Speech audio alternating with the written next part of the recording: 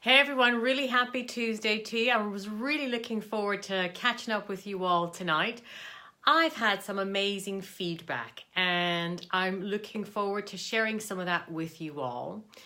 Last week's session on the 1 degree difference between hot water and boiling water really had an impact with a lot of people. I want to say thank you so much for all of your feedback. I really appreciate it. And so I thought for the next few weeks we'd have a little look at what some of these 1 degrees are. So I'm going to do 10 minutes, 1 degree difference that will give you 100% impact. And that's a lot to pack in just under 10 minutes. So let's get going. And as usual, if you can relate to what I'm sharing with you, because I know either you or at least 5 people you know, 5 are going to be the person I'm about to describe in the next 8 minutes. So 1 degree shift to give you 100% impact. People ask me all the time, what does it take to be successful? What are your top tips? What are your top tips? Hey Vicky, thanks for coming on. I really appreciate it. Thanks Elaine for coming on. I really appreciate it. And I hope Elaine, you're not going to think I'm the person I'm just about to describe. Make a point of not being this person. I shared with you last week the 1 degree difference between hot water at 99 degrees and boiling water at 100 degrees is that boiling water will power a 440,000 pound steam train. So it's the little things that we do every day that make the difference. So my top tip tonight, 1 degree difference, is be on time. Do you know, I've listened and learned from leaders in every field, in every walk of life right around the world, and they all say the same thing. You want to be successful in anything that you do? Be on time. Give me a wave if you're watching. Give me a wave. Thank you, Lucy, for coming on. I appreciate it. But be on time. We all know those people who are busy, and they're never on time. And never on time, are they?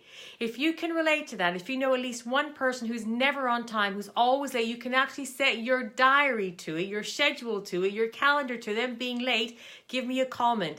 Just give me a smiley face and I'll know what you mean. And if you feel you can help someone, that person who's always late, share this with them right now so they can come on and watch it live. Being on time to somebody, it's true, Vicky, we all know someone, don't we? I reckon we all know 5 people. Hey, everybody's putting that smiley face because we all know, don't we? Being late for somebody or being late to an appointment with somebody who values their time is awful, because when you're late, it is a sign of disrespect. You are perceived as being irresponsible, as unreliable, and that you don't care. And you may not be any of those things, and yet that's how you're going to come across. And I try to teach my kids the universal laws in life. Give me a wave if you come on. Hey Jane, thanks for coming on.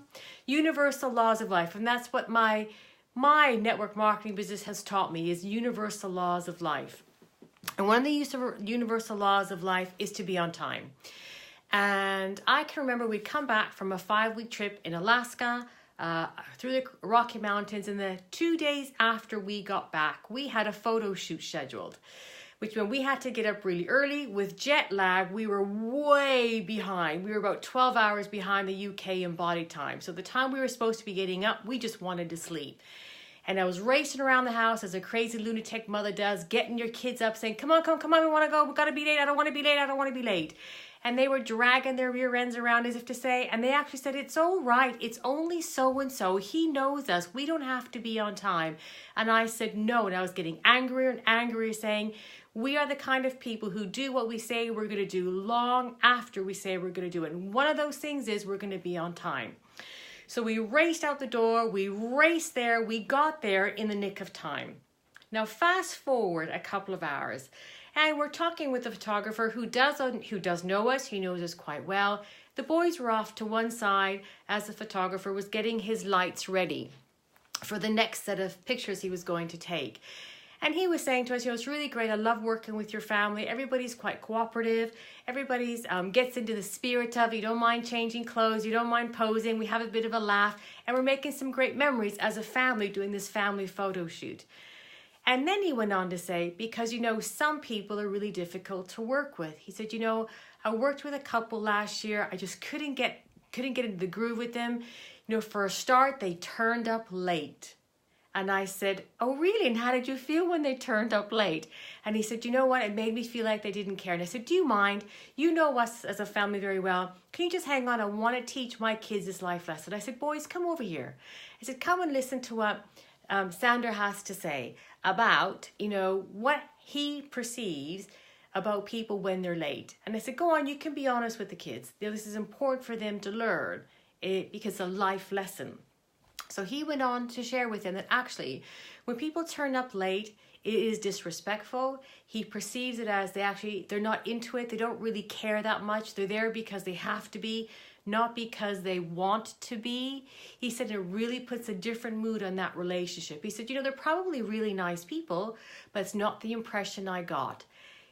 This is how being late is perceived to people who value their time. And it could be a friend, it could be a family member, it could be your place of work, it could be a hobby, it could be a club, it could be any walk of life, And I was so reminded of this myself.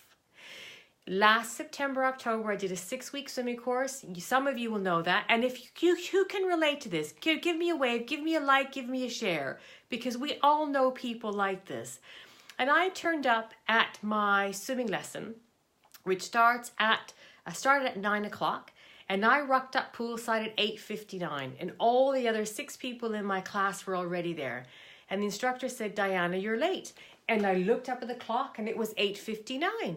I said, no, I said, I have 1 minute to go. She said, no, on time is 8:50 p.m. She said, you're late. You were here 9 minutes late. And I thought, you know what? She's right. Because being on time is not sliding in at the last second with 10 seconds spare, is it? Do you agree with me? Give me a like. Let me know that you know that actually when you just slide in at the last second, it's like arriving to a party late. You've come through a hedge backwards. Your mind isn't in the right place, is it? You feel a bit frazzled. So being on time is actually being 10 minutes early. And I can remember my son going for his first interview as a lifeguard.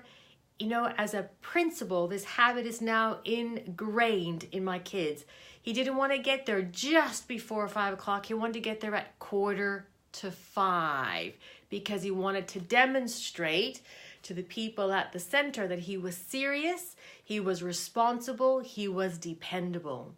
So that one degree of getting there a few minutes early versus a few minutes late changes the whole relationship. So 1 degree difference will give you 100% impact in all the relations in every walk of life that you have. Now, if you can think of a time where you felt like that, I'd love to hear about it. I'd love for you to share, comment how you feel when someone is late, when you've made the effort to get somewhere on time, or maybe you've done one less errand, or maybe you've had to let somebody else down so you could make your appointment and they're late. Do you know what that feels like? I want to hear it. And how do you feel when someone's made the effort to actually be there on time? It's the basis of all humanity is our relationships, and we can influence them with all these little 1 degree differences or 1 degree shift. So I want to thank you for tuning in tonight for 10 minutes on 1 degree shift that will make 100% impact. If you've taken something away, please give me a hashtag live if you're watching live, or give me a hashtag replay if you're watching on replay. Yeah, Lucy, I love to be 10 or 15 minutes early. It says so much about us. And you're right, Jane, recognizing that being late is just a limiting bad habit. It's just a habit. And new habits just take 21 days to form.